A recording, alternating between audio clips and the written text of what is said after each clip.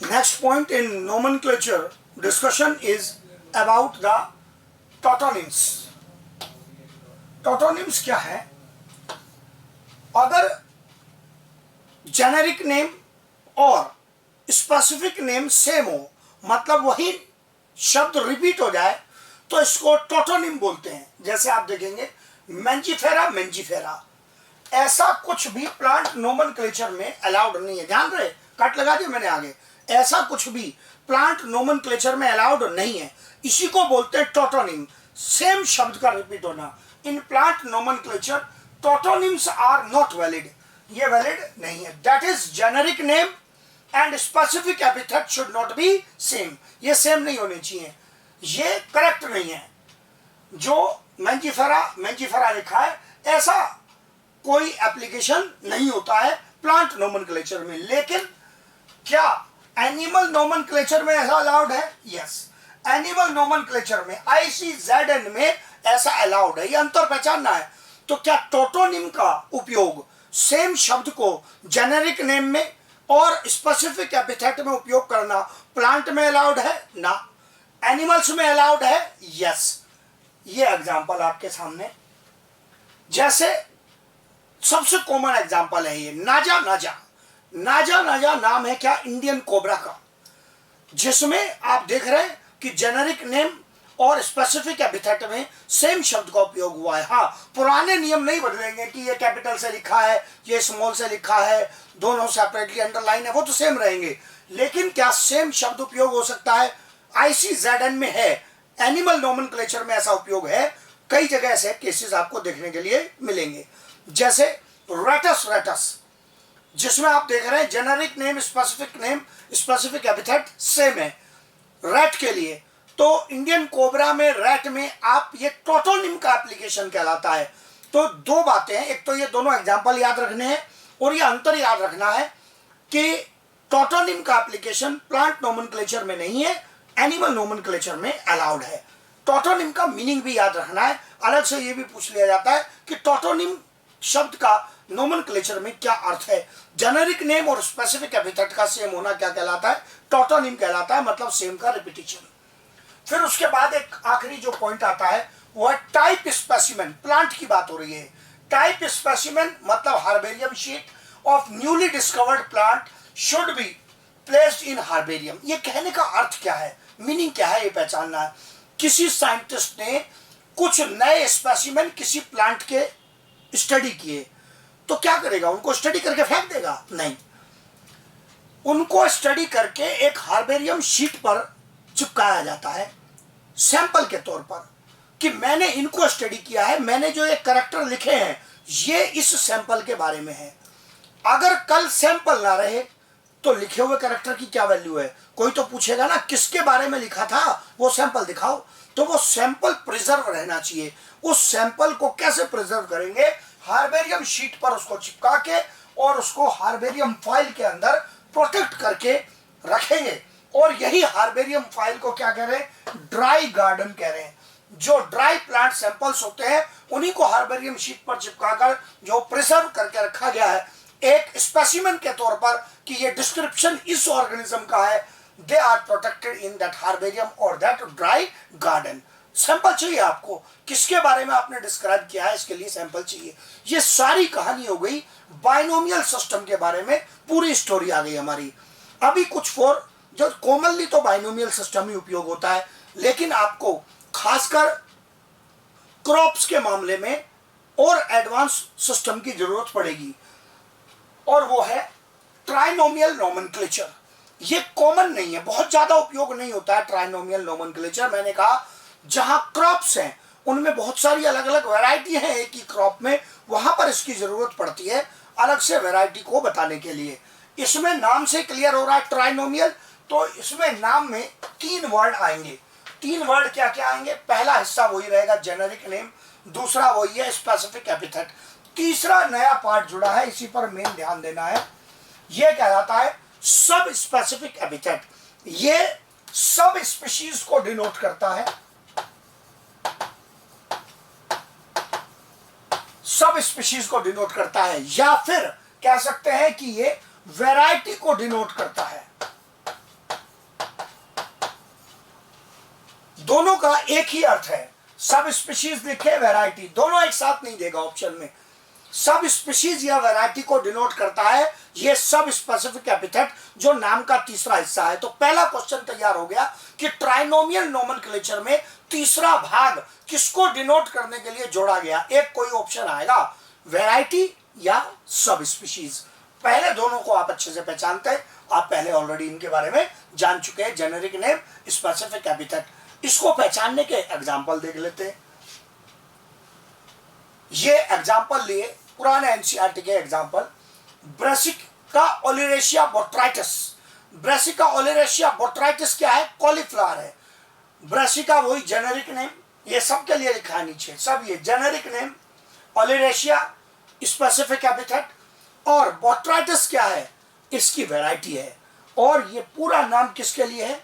Cauliflower के लिए। सो cauliflower is brassica oleracea botrytis. लेकिन कॉलीफ्लावर से बहुत रिलेटेड जो वैरायटी है, कॉलीफ्लावर क्या है? ये फूल गोभी है।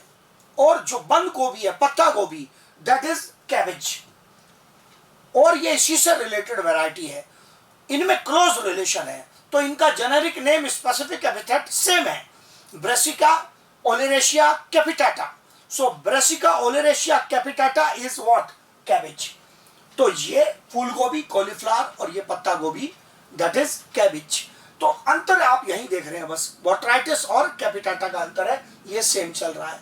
और एक यहां पर आपको और एक एग्जांपल मिला, ये ब्रासिका ओलियरेशिया और कौलरापा। ब्रासिका ओलियरेशिया कौलरापा क्या है? ये कहलाता है, प्रोनाउंस होता है नोल नोल, हाँ के साइलेंट रहेगा, नोल नोल। ये एक प्रकार का एक वाइल्ड कैबेज कहलाता है।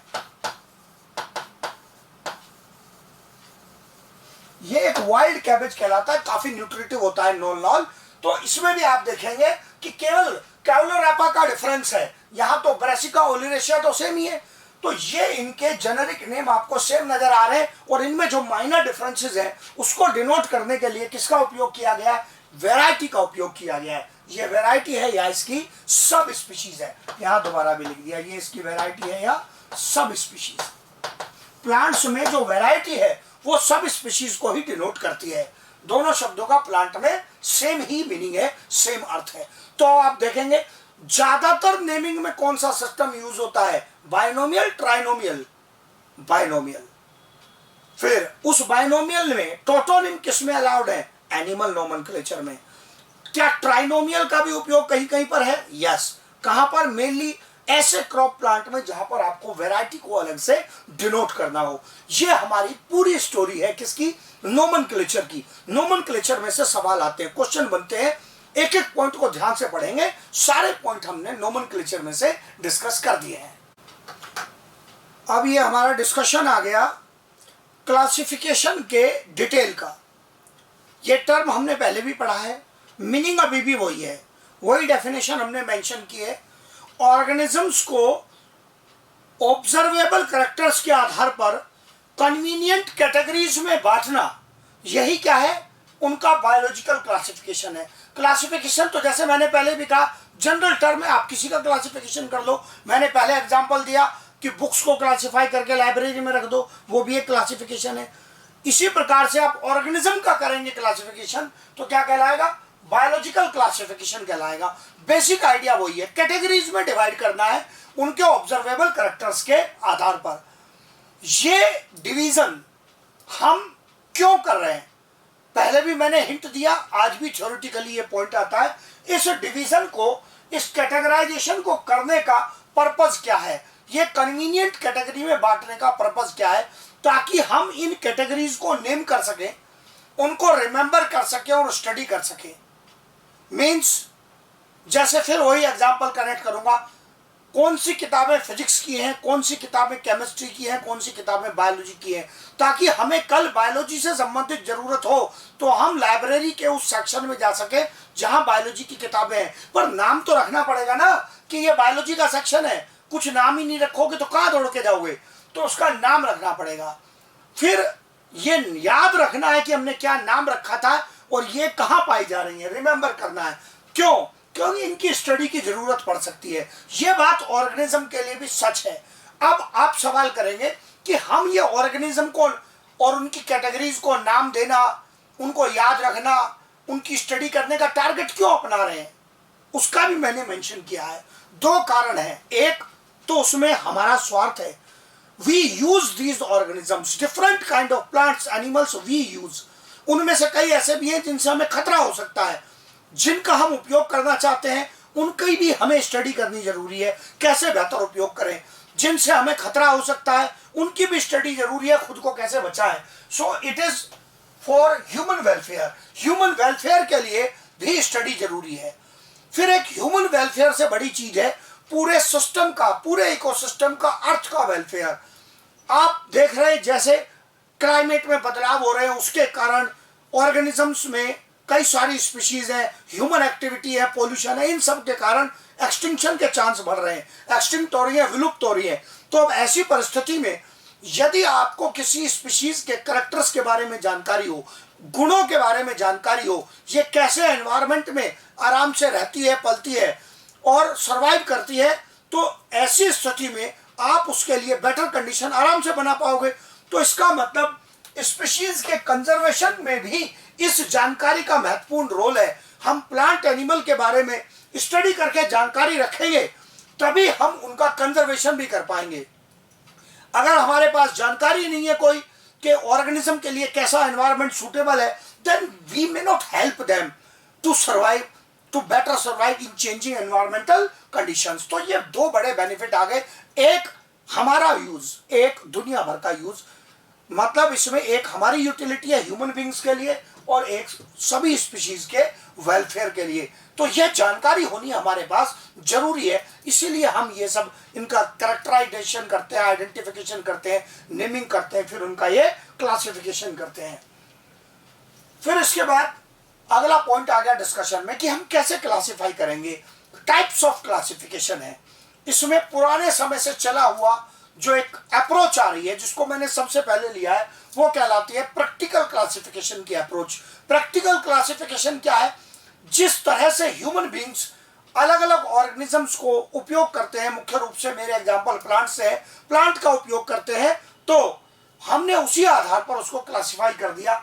ये अर्लीस्ट अप्रोच है, अर्लीस्ट सिस्टम है क्लासिफिकेशन का, सबसे पुराना सिस्टम है। किसके आधार पर है? ह्यूमन यूज के आधार पर है, या इसको हम इकोनॉमिक भी कह सकते हैं, इकोनॉमिक बेनिफिट के आधार पर। इकोनॉमिक बेनिफिट इसका आधार है, ह्यूमन यूज या इन प्लांट्स का इकोनॉमिक बेनिफिट आधार है। जैसे एकदम आसान एग्जांपल, ऑयल यील्डिंग प्लांट्स, ऐसे प्लांट जो ऑयल का उत्पादन कर रहे हैं, जैसे कोकोनट है, नारियल का तेल हम उपयोग करते हैं, मस्टर्ड सरसों का तेल, सनफ्लावर सूरजमुखी का तेल, ये तीनों से ही हम ऑयल प्राप्त करते हैं। अब हमने इसमें इस बात का कोई ध्यान नहीं रखा कि इससे हमें कोई मतलब नहीं है प्लांट मोनोकोट है, डाइकोट है, उसमें लीव्स कैसी हैं, उसके मॉर्फोलॉजिकल फीचर कैसे, हमें मतलब है यहाँ तेल से। जिससे तेल मिला वो एक कैटेगरी में रख दिए, ऑयल यील्डिंग प्लांट। ऐसे ही फाइबर यील्डिंग प्लांट, रस्सियां वगैरह बनाने के लिए, बैग बनाने के लिए जूट के फाइबर उपयोग होते हैं। कॉटन फाइबर आप जानते ही हैं, कपड़ों वगैरह में सब कॉटन का उपयोग अलग अलग तरीके से होता है। इवन कोकोनट के भी फ्रूट से, कोकोनट से भी हमें फाइबर मिलता है, उसके फ्रूट से फाइबर मिलता है। तो इसका मतलब ये हुआ कि अब आप देखो, कोकोनट इधर भी था और कोकोनट इधर भी आ गया। इसका मतलब यदि किसी प्लांट के मल्टीपल यूजेस हैं तो वो इस क्लासिफिकेशन के आधार पर मल्टीपल कैटेगरी में भाग जाएगा। यहाँ फिक्स करना संभव नहीं होगा, क्योंकि ये तो आप यूज के आधार पर कर रहे हैं, तो एक प्लांट मल्टीपल कैटेगरीज में पाया जा सकता है। और मैंने दो एग्जांपल लिए जो याद करने के, अभी मेडिसिनल प्लांट जैसे रिवोल्फिया एंड यूकेलिप्टस। रिवोल्फिया और यूकेलिप्टस ये दोनों मेडिसिनल प्लांट्स हैं जिनसे मेडिसिन प्राप्त होती है। यूकेलिप्टस का ऑयल होता है, वो सर्दी जुकाम अस्थमा वगैरह की कई प्रकार की मेडिसिन में उपयोग होता है।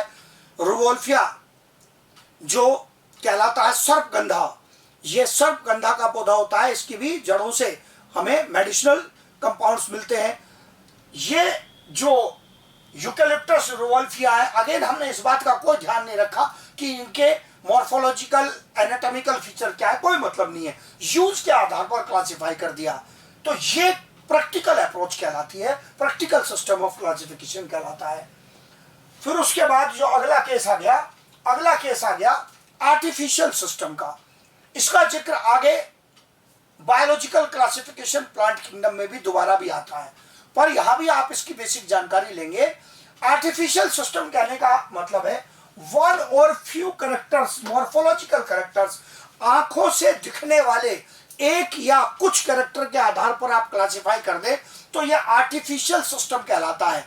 जैसे टेक्निकल पॉइंट में जाने से पहले अगर मैं आपसे बोलूं कि कौन उड़ रहा है, तो जो उड़ रहा है आप उसको कहें कि जो उड़ रहा है वो सब बर्ड्स हैं, लेकिन ये सच तो नहीं है, इंसेक्ट भी उड़ते हैं, मतलब आप गड़बड़ कर सकते हैं। लेकिन आपने तो एक कैरेक्टर ले लिया, उड़ना, फ्लाई, तो जो फ्लाई कर रहा है उसको सबको आपने एक जगह बर्ड्स में रख दिया। लेकिन यहां यही तरीका है आर्टिफिशियल सिस्टम में। आर्टिफिशियल सिस्टम में आप देखेंगे प्लांट क्लासिफिकेशन में, जैसे एरिस्टोटल के द्वारा उन्होंने प्लांट्स को 3 कैटेगरी में बांट दिया। जो टॉल है ट्रीज, जो उससे छोटे झाड़ीदार पौधे हैं श्रब्स, और जो छोटे घास जैसे पौधे हैं सॉफ्ट प्लांट है हर्ब्स। इस बात से कोई मतलब नहीं है कि उनकी लीफ का की मॉर्फोलॉजी क्या है, उन्होंने सीड कैसा बनाया है, उनके फ्लावर का स्ट्रक्चर कैसा है। केवल एक चीज देखी है, पेड़ की लंबाई कितनी है, उसके आधार पर डिवाइड कर दिया। तो ये क्या है, ये आर्टिफिशियल सिस्टम है। एक कैरेक्टर ले लिया जी हाइट, उसके आधार पर डिवाइड करना शुरू कर दिया, तो ये आर्टिफिशियल सिस्टम कहलाता है। इसी कैटेगरी में थियोफ्रास्टस का क्लासिफिकेशन आता है। थियोफ्रास्टस ने इसमें और एक कैटेगरी जोड़ दी अंडर श्रब्स की। ये थोड़े छोटे झाड़ीदार पौधे होते हैं, बाकी तो 3 वही है, ट्री, श्रब, हर्ब्स।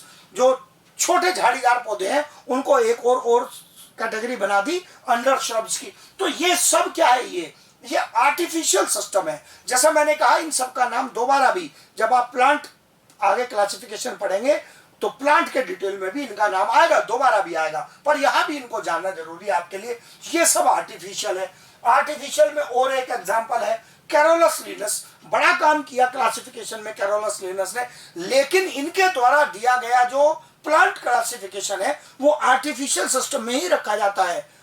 ये काम इससे बेहतर है, इन दोनों के वर्क से बेटर है, लेकिन अभी भी है आर्टिफिशियल सिस्टम में, क्योंकि इन्होंने एक ही कैरेक्टर लिया प्लांट्स को क्लासिफाई करने में, और वो था स्टेमन्स का कैरेक्टर।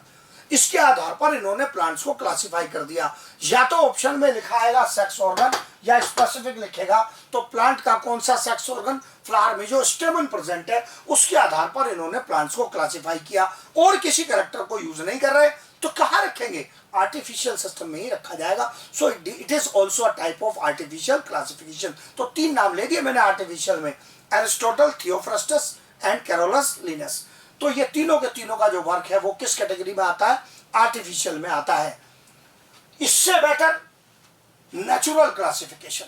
नेचुरल क्लासिफिकेशन में ग्रॉस मॉर्फोलॉजी तो यूज होगी, मतलब जितने मॉर्फोलॉजिकल फीचर दिख रहे हैं, इसके अतिरिक्त जितने और भी characters, maximum all other possible characters, या उसको मैं और लैंग्वेज बदल कर लिखूं तो नेचुरल एफिनिटीज, ये शब्द आ सकता है क्वेश्चन में, इसका उपयोग किया जाएगा नेचुरल एफिनिटी का क्लासिफिकेशन पर्पस के लिए। नेचुरल एफिनिटी कहने का अर्थ क्या है, नेचुरल एफिनिटी कहने का अर्थ है कि ऐसी सिमिलैरिटी जो उसको आसानी से नहीं दिखे, लेकिन आप उसको अच्छे से नेचुरल उसके कैरेक्टर को स्टडी करेंगे तो पता चलेगा। जैसे हमने कहा कि अगर प्लांट कोई एक तो टॉल प्लांट है, दूसरा प्लांट स्मॉल है, लेकिन दोनों के दोनों लेग्यूम प्लांट है, तो इसका मतलब यह हुआ कि दोनों को सेम कैटेगरी में, लेग्यूम की कैटेगरी में रखा जाना चाहिए। उसके सीड में जो डाइकोट की प्रॉपर्टी है और उसमें जो और दूसरे लेग्यूम फीचर्स है वो उसको लेग्यूम प्लांट की कैटेगरी के अंदर लाएंगे। इसका मतलब यह हुआ, ये इसकी नेचुरल एफिनिटी का पॉइंट हुआ। लेकिन क्या कंसीडर नहीं होगा, फाइलोजेनी कंसीडर नहीं होगी। फाइलोजेनी जोड़ दी तो फिर तो सिस्टम बदल जाएगा।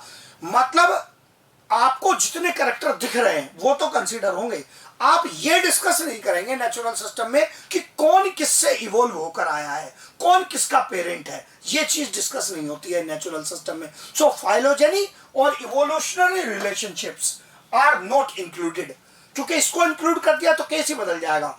तो नेचुरल सिस्टम में मैक्सिमम करैक्टर उपयोग होते हैं, लेकिन क्या नहीं उपयोग होता, यही सवाल बनता है, क्या नहीं उपयोग होता?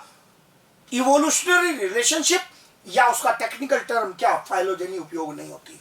Plant classification given bye Bentham and Hooker falls in this category, natural classification की कैटेगरी में आता है। जैसे मैंने पीछे भी कहा, आगे भी दोनों पॉइंट में बोलूंगा, बेंथम हुकर का वर्क आपके सिलेबस में है, लेकिन ये आपको आगे प्लांट किंगडम में मिलेगा। अभी केवल नाम है, नाम याद करना है कि बेंथम हुकर का जो क्लासिफिकेशन है वो किस कैटेगरी में है, नेचुरल क्लासिफिकेशन की कैटेगरी में आता है। अब ये फाइलोजेनी जोड़ दें तो क्या होगा, फाइलोजेनी जोड़ दें तो आप पहुंच जाएंगे कहां, फाइलोजेनेटिक क्लासिफिकेशन पर, जिसमें सारे characters along with evolutionary relationships along with phylogeny use होते हैं। यही लिखा है, based on all possible characters along with phylogeny, जितने कैरेक्टर्स उन ऑर्गेनिजम्स के बारे में पता है वो, प्लस वो कहां से इवोल्व होकर आए हैं, ये नॉलेज यदि उपयोग की जाए क्लासिफिकेशन के लिए, तब यह सिस्टम कहलाता है फाइलोजेनेटिक क्लासिफिकेशन। फिर बोलता हूं, कौन किससे इवोल्व होकर आया है, कौन किसका पेरेंट है इवोल्यूशन में, ये नॉलेज जोड़ दी जाए तो यही क्या कहलाएगी, फाइलोजेनी कहलाएगी, और ये कहलाएगा phylogenetic system. Plant classification given by Engler and Prantl इस कैटेगरी के अंदर आता है, जो अगेन तीनों पॉइंट में मैंने कहा कि इसका भी डिटेल आपको प्लांट किंगडम के चैप्टर में मिलेगा, अभी केवल नाम याद करना है।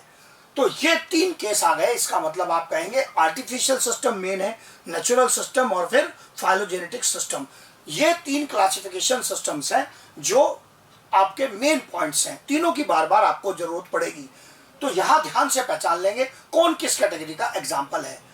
फिर इसके बाद जो और एक पॉइंट यहां पर लेता हूं वो क्या है, ये नोट मैंने लिया, एनसीईआरटी एक जगह नाम लिखता है, इसका कोई बहुत बड़ा उपयोग तो नहीं है, लेकिन ये नाम दिया एनसीईआरटी ने, ये फेनेटिक सिस्टम का या न्यूमेरिकल क्लासिफिकेशन का।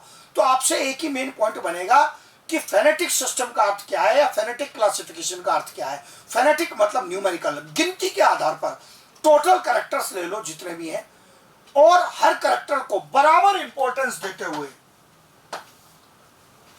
कितनी सिमिलरिटीज है और कितनी डिससिमिलरिटीज है इसके आधार पर क्लासिफाई कर दो। जिसमें ज्यादा सिमिलरिटीज है उनको पास पास, जिनमें गिनती में ज्यादा डिससिमिलरिटीज है उनको दूर दूर। ये हर कैरेक्टर को बराबर इंपॉर्टेंस देना अपने आप में प्रॉब्लमेटिक हो सकता है। लीफ का साइज, शेप, अगर ऐसे भी प्लांट में लीफ का साइज बराबर हो सकता है, शेप एक जैसा हो सकता है, जो वास्तव में सेम कैटेगरी को बिलोंग करने वाले प्लांट ना हो, लीफ का साइज को फ्लावर के कैरेक्टर के बराबर इंपॉर्टेंस देना ये इंपॉर्टेंट है, ये उचित स्टेप नहीं है। इससे क्या होगा, आपका क्लासिफिकेशन गड़बड़ हो सकता है। तो इससे क्या होगा, कैटेगरी तो बन जाएंगी लेकिन कैटेगरीज में डिस्टर्बेंस होने के जो चांस है वो काफी ज्यादा है। तो ये केवल नाम याद रखने वाली बात है और कोई से इसका कोई प्रैक्टिकल कोई ऐसा उपयोग ज्यादा नहीं है, केवल डायरेक्ट एक क्वेश्चन बनने की पॉसिबिलिटी है। ये सारे आ गए टाइप्स क्लासिफिकेशन के, कैसे इनका उपयोग होगा टैक्सोनॉमिक कैटेगरीज में वो हम आगे डिस्कस करेंगे। Next part of the chapter is taxonomic categories. जब हम ऑर्गेनिजम्स को क्लासिफाई करेंगे तो उनको हम कुछ कैटेगरीज में व्यवस्थित करेंगे, अरेंज करेंगे, और ये हमारे क्लासिफिकेशन का काफी इंपॉर्टेंट पार्ट है। इन कैटेगरी में से बनने वाले जो क्वेश्चंस हैं वो डायरेक्ट भी काम आते हैं, और ये नॉलेज हमें आगे पूरे क्लासिफिकेशन का बेस बनाती है। पूरी कैटेगरीज अच्छे से समझ में आनी चाहिए। एनसीईआरटी कहता है, सब एनसीईआरटी का स्टेटमेंट लिया है बिल्कुल, मतलब आप हाथ से कुछ नोट भी आपके पास अवेलेबल नहीं है, खाली एनसीईआरटी भी आप साथ में लेंगे तो आपको पूरी बात समझ में आएगी।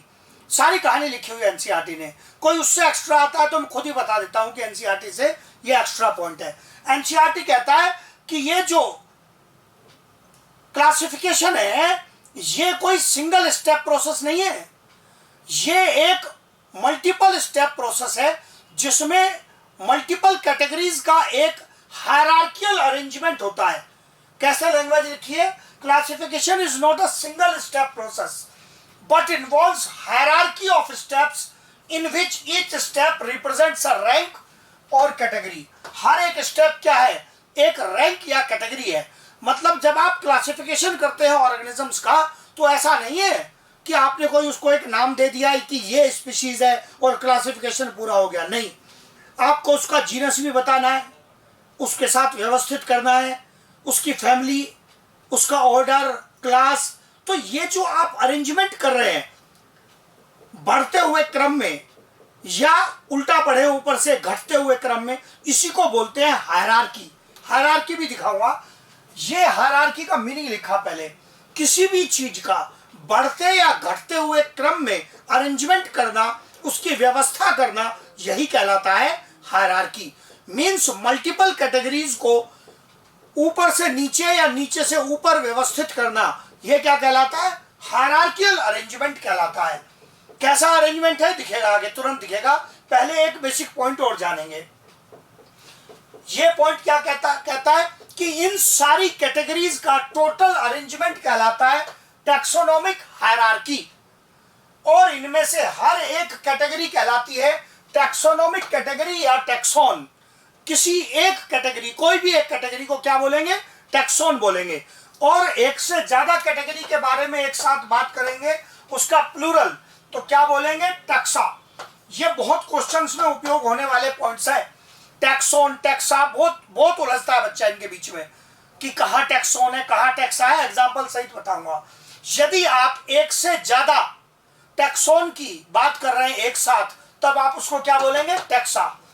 जैसे दांत के लिए आप कहते हैं ना, एक अकेला दांत, टूथ, और एक से ज्यादा तो टीथ। ऐसे अंग्रेजी में इसका जो प्लूरल है, सिंगल के लिए टैक्सोन और एक से ज्यादा के लिए टैक्सा।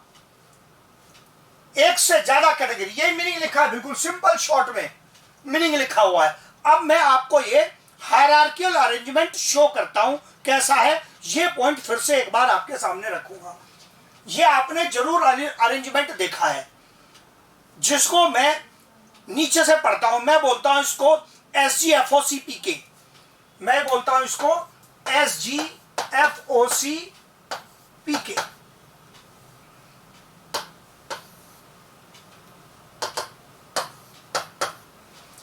SGFOCPK या DK, क्योंकि प्लांट्स में क्या यूज करते हैं, डिवीजन यूज करते हैं।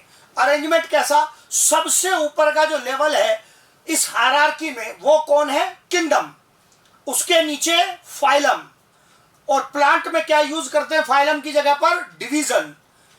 और यहां पर ये दो सबसे ऊपर डायरेक्ट क्वेश्चन बनेगा कि हायरार्की का, टैक्सोनॉमिक कैटेगरीज का सबसे ऊपर का लेवल बता दो। तो ये क्या लेवल आ गया आपका, किंगडम आ गया। एकदम सिंपल क्वेश्चन है। फिर एनिमल्स में क्लासिफिकेशन में क्या यूज होता है, फाइलम, क्लियर लिखा है मैंने। प्लांट्स में क्या यूज होता है, डिवीजन यूज होता है। उससे निचला लेवल क्लास, उससे निचला level order, then family, then genus, और सबसे निचला लेवल क्या है, स्पीशीज। अब हमने कहा था ना, हर एक कैटेगरी, ये एक कैटेगरी है, हर एक कैटेगरी क्या कहलाती है, टैक्सोन। स्पीशीज एक टैक्सोनॉमिक कैटेगरी है या एक टैक्सोन है। जीनस एक टैक्सोनॉमिक कैटेगरी है या एक टैक्सोन है। फैमिली एक टैक्सोनॉमिक कैटेगरी है या एक टैक्सोन है। क्या ये बात औरों पे भी लागू होती है? हाँ, मैंने एग्जाम्पल के लिए 3 लिखे हैं, बाकी पर भी राइट लगाया है। ऑर्डर भी क्या है, एक टैक्सोनॉमिक कैटेगरी, क्लास भी टैक्सोनॉमिक कैटेगरी, फाइलम या डिवीजन भी टैक्सोनॉमिक कैटेगरी, किंगडम भी टैक्सोनॉमिक कैटेगरी। यही पढ़ा था आपने। किसी भी एक लेवल को क्या बोलेंगे, टैक्सोनॉमिक कैटेगरी या टैक्सोन। एक से ज्यादा को इकट्ठे करके बात करेंगे तो टैक्सा। अब जैसे मैंने इसमें 3 ले लिए, स्पीशीज एक टैक्सोन, जीनस एक टैक्सोन, और यहां पर फैमिली भी एक टैक्सोन, और ये टैक्सोन मिलाकर क्या बन गया, टैक्सा। जरूरी नहीं है कि आप सारे ही मिलाएं। आपने 2 या 3 टैक्सोन मिला दिए तब भी क्या बन गया, टैक्सा। हाँ, आपने पूरे ही मिला दिए, सारे टैक्सा मिला दिए, तो फिर क्या हो गया, फिर तो हायरार्की हो गई, पूरी कैटेगरीज आ गई, टैक्सोनॉमिक हायरार्की हो गई। तो इसलिए आप देखते हैं पूरे को मिला दे तो ऊपर ही लिखा है टैक्सोनॉमिक हायरार्की, जिसको मैं क्या पढ़ रहा हूं, SGFOCPK या SGFOCDK, ऐसे ही रट्टा लगाना है, SGFOCPK SGFOCDK, एकदम आसान है, कुछ गलती नहीं चाहिए, बस एरर नहीं चाहिए। तो इस SGFOC में सबसे नीचे कौन, S स्पीशीज, उसके ऊपर genus, family, order, class, SGFOC, फिर फाइलम या डिवीजन, और सबसे ऊपर किंगडम। अब मैंने इसको अंग्रेजी पर अप्लाई करके दिखाया, क्योंकि बहुत सारे बच्चों का हाथ इसी में तंग रहता है, परेशान रहते हैं कि एप्लीकेशन का मतलब आप बताना क्या चाह रहे हैं। जैसे बेटा स्पीशीज इज अ टैक्सॉन, ऐसे मिलेगा लिखा हुआ, कोई कहे स्पीशीज टैक्सॉन है या टैक्सा है, स्पीशीज के लिए अकेले के लिए लिखा है तो स्पीशीज इज अ टैक्सॉन। इसी प्रकार से जीनस इज अ टैक्सॉन, लेकिन अगर दोनों को मिलाकर बात करे कोई, species and genus are taxon, ये गलत है। अगर कोई कहता है कि ये दो टैक्सॉन है, तो दो लिख के टैक्सॉन वर्ड यूज नहीं होगा, तब यूज होगा are taxa, species and genus are taxa. ये दो अलग अलग टैक्सॉन मिलाकर बात होगी तो फिर क्या लिखा जाएगा, टैक्सा लिखा जाएगा, ये मतलब है। टैक्सा शब्द प्लूरल है टैक्सॉन का, ये देखो आपने यहां पर मेंशन किया था, टैक्सा क्या है, प्लूरल है टैक्सॉन का।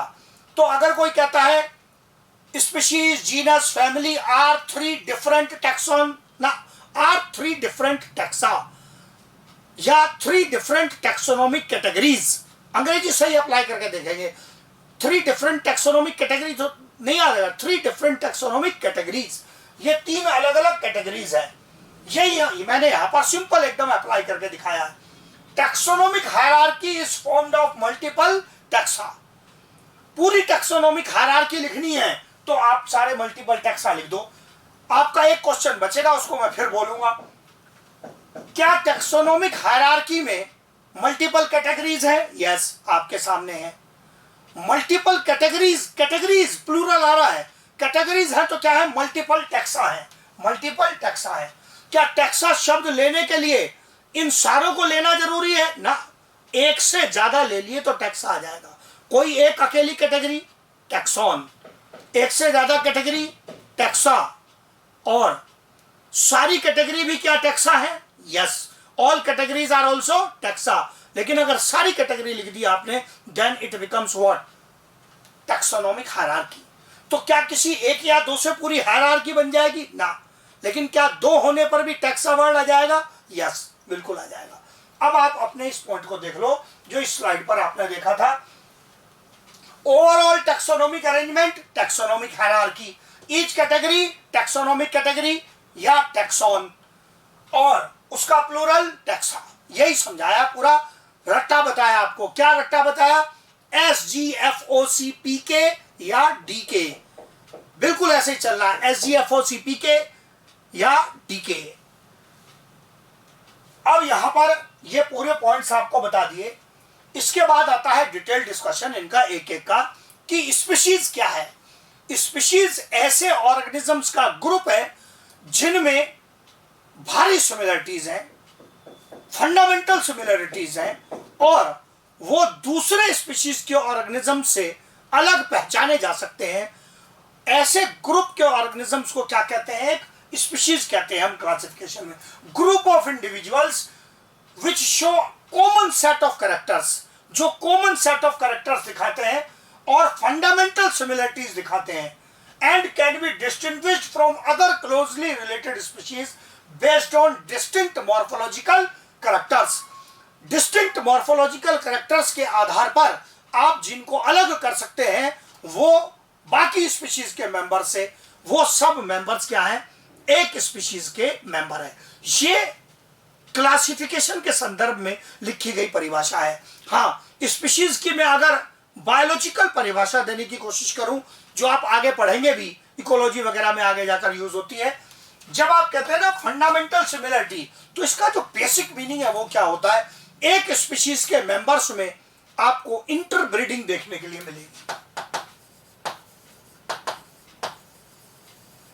ये सबसे बड़ी फंडामेंटल सिमिलरिटी है, मींस उसमें एक स्पीशीज के मेंबर्स में आपको आपस में रिप्रोडक्शन देखने के लिए मिलेगा। जो मेंबर्स आपस में रिप्रोड्यूस करके फर्टाइल ऑफस्प्रिंग बनाने की एबिलिटी रखते हैं वो गारंटी से एक स्पीशीज के मेंबर हैं। जो इंडिविजुअल्स रिप्रोडक्शन के माध्यम से, इंटरब्रीडिंग के माध्यम से फर्टाइल ऑफस्प्रिंग पैदा करने की एबिलिटी रखते हैं नेचुरली, वो एक स्पीशीज के मेंबर्स हैं। तो इंटरब्रीडिंग सबसे बड़ी फंडामेंटल सिमिलरिटी है। हाँ, उसमें साथ में मॉर्फोलॉजिकल कैरेक्टर्स की भी चर्चा है। अब इसमें एग्जांपल लेंगे, एनसीईआरटी वाले एग्जांपल लेंगे। पहले जरा इसको एक बार और पहचान लेंगे। एक स्पीशीज के मेंबर अन्य स्पीशीज से अलग है। बेशक से ह्यूमन बींग्स का ओरिजिन मंकीज से हुआ, चिंपांजीज भी बीच में आए, लेकिन क्या हम आज की डेट में मॉर्फोलॉजिकली मंकी या चिंपांजी दिखते हैं क्या? इसका मतलब यह हुआ कि कुछ सिमिलरिटीज दूसरे मेंबर्स के साथ हो सकती हैं, लेकिन आपस में ह्यूमन बींग्स में जो सिमिलरिटीज है वो बहुत ज्यादा है और दूसरे मेंबर से मॉर्फोलॉजिकली हमको ये डिस्टिंक्ट करती है। एक कुत्ता भी 4 पांवों पर चल रहा है, हिरन भी चल रहा है, टाइगर भी चल रहा है, गाय भैंस भी चल रही है, लेकिन फिर भी वो सेम स्पीशीज नहीं है, क्योंकि कुत्ते, गाय, भैंस और टाइगर में आपको मॉर्फोलॉजिकल डिफरेंस भी तो दिख रहे हैं ना। आप कुत्ते, गाय और टाइगर को एक स्पीशीज कैसे बता सकते हो? इसका मतलब कुछ मॉर्फोलॉजिकल फीचर्स है जो उनको अलग कर रहे हैं, but still yes they can have some similarities, लेकिन वो सिमिलरिटीज कम है। जहां मैक्सिमम सिमिलरिटी आपको मिलेंगी, और मैंने और एक्स्ट्रा पॉइंट बता दिया, जहां आपको इंटरब्रीडिंग मिल जाएगी, वो सब मेंबर्स हैं किसके? वो एक स्पीशीज के मेंबर्स हैं। एनसीईआरटी ने कैसा एग्जांपल लिया? एनसीईआरटी एग्जांपल लेता है जैसे टाइगर एक स्पीशीज है। हम पहले ही कह चुके हैं कि जब स्पीशीज का नाम लिखना होता है तो उसमें जीनस भी उपयोग होता है, जो हमारा अगला लेवल है, पर उपयोग तो होगा नाम लिखने में। नाम लिखने में 2 हिस्से, जीनस का भाग और specific epithet. Panthera tigris, Panthera leo. आप नोटिस कर रहे हैं दोनों में जीनस आपको कॉमन नजर आ रहा है, क्योंकि इनमें काफी सिमिलरिटीज हैं, लेकिन फिर भी स्पीशीज अलग अलग है। टाइगर अलग स्पीशीज है और लायन अलग स्पीशीज है। इनके स्पेसिफिक एपिथेट तो मैच नहीं कर रहे ना। अगर जीनस और स्पेसिफिक एपिथेट दोनों ही मैच कर जाते तभी तो सेम स्पीशीज होती। इसका मतलब एक स्पीशीज को रिप्रेजेंट करने के लिए आपको 2 हिस्सों की जरूरत पड़ रही है। पहले से कहते आ रहे हैं जीनस एंड स्पेसिफिक एपिथेट। क्या 2 अलग अलग स्पीशीज का जीनस कॉमन हो सकता है? यस, आपके सामने है, आगे भी एग्जांपल आएगा जीनस में। 2 different species tiger and lion can have same genus, yes, लेकिन क्या उनके एपिथेट अलग नजर आ रहे हैं? बिल्कुल, स्पेसिफिक एपिथेट नजर आ रहे हैं अलग। तो इसका मतलब अगर जीनस कॉमन है पर स्पेसिफिक एपिथेट अलग अलग है, इट मींस वो स्पीशीज अलग अलग है, लेकिन ये रिलेटेड जरूर है। तो टाइगर के मेंबर्स में आपस में जितनी सिमिलरिटी है वो बहुत ज्यादा है। लॉयन के मेंबर्स में आपस में जो सिमिलरिटी है, आपस में लॉयंस के मेंबर्स में आपको लॉयन के 10 फोटोग्राफ दिखाए जाए तो आप 10 को देखकर अलग अलग लॉयन के फोटो को देखकर कहोगे ये 10 लॉयन है, लेकिन एक टाइगर दिखाया जाए तो उसको थोड़ी आप लॉयन बताओगे। कैसे आपको पता चला? मॉर्फोलॉजिकल डिसिमिलरिटी कुछ तो नजर आई, लेकिन क्या फिर भी आपने उनका जीनस कॉमन रखा हुआ है? यस, क्योंकि कुछ सिमिलरिटीज भी हैं जो आपको आगे जीनस में भी देखने के लिए मिलेंगी।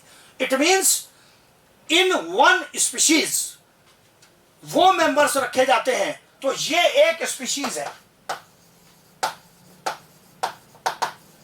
ये अनदर स्पीशीज है।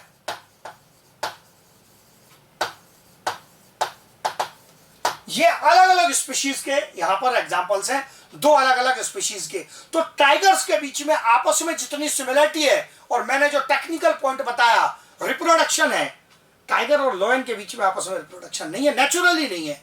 ह्यूमन बींग्स टेक्निकली अपनी टेक्नोलॉजी यूज करके कुछ कर सके, फर्टिलाइजेशन कराए, वो इश्यू अलग है, उसको बीच में नहीं लाना है, वो नहीं लाना है बीच में। नेचुरल की बात हो रही है, ये सब क्लासिफिकेशन नेचुरल के बेस्ड के ऊपर बेस्ड है। तो टाइगर्स के मेंबर में आपस में रिप्रोडक्शन है, लायंस के मेंबर्स में आपस में नेचुरल रिप्रोडक्शन है। तो ये सब एक स्पीशीज के मेंबर है, ये उससे अलग स्पीशीज के मेंबर है।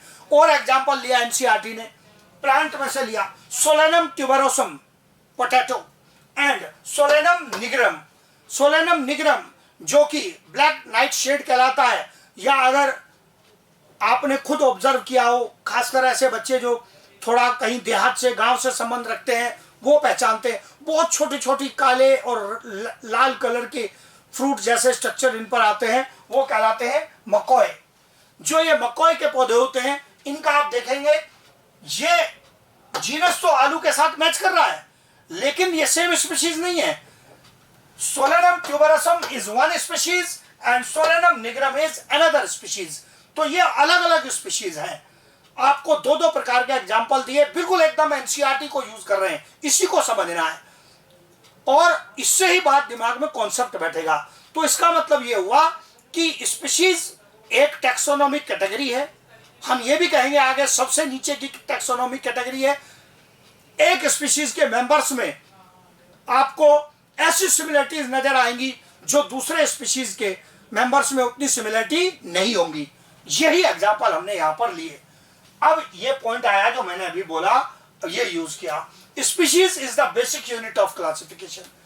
ये ऐसा पॉइंट है जी जो लगातार एग्जाम्स में पूछा गया है। क्लासिफिकेशन की सबसे छोटी यूनिट क्या है? स्पीशीज है। आप देख लो अपनी हायरार्की में सबसे नीचे क्या लिखा हुआ है? स्पीशीज लिखा हुआ है। इतना छोटा सवाल पूछा जाता है कि टैक्सोनॉमिक हायरार्की या क्लासिफिकेशन की लोएस्ट यूनिट बता दो, सबसे नीचे की यूनिट बता दो, या बेसिक यूनिट बता दो। क्या ये सब यूनिट्स हैं? Yes, all of them are units. Kingdom is a unit of classification, phylum और division is a unit of classification, ऐसे ही class is a unit of classification, order, family, they are all units of classification। पर basic unit कौन? Species. ये basic unit है, ये basic unit है classification की। अब ये साफ दिख रहा है, तो मैं इस क्वेश्चन पे इतना दबाव क्यों दे रहा हूं? दो कारण है। एक तो क्वेश्चन पूछा जाता है एग्जाम में, ये तो सबसे इंपॉर्टेंट कारण है। दूसरा कारण है, जब क्वेश्चन एग्जाम में आएगा तो आपको एक ऑप्शन मिलेगा, वो ऑप्शन होगा सब स्पीशीज, जिसके बारे में मैंने पहले भी चर्चा की है, वैरायटी बताया था इसको।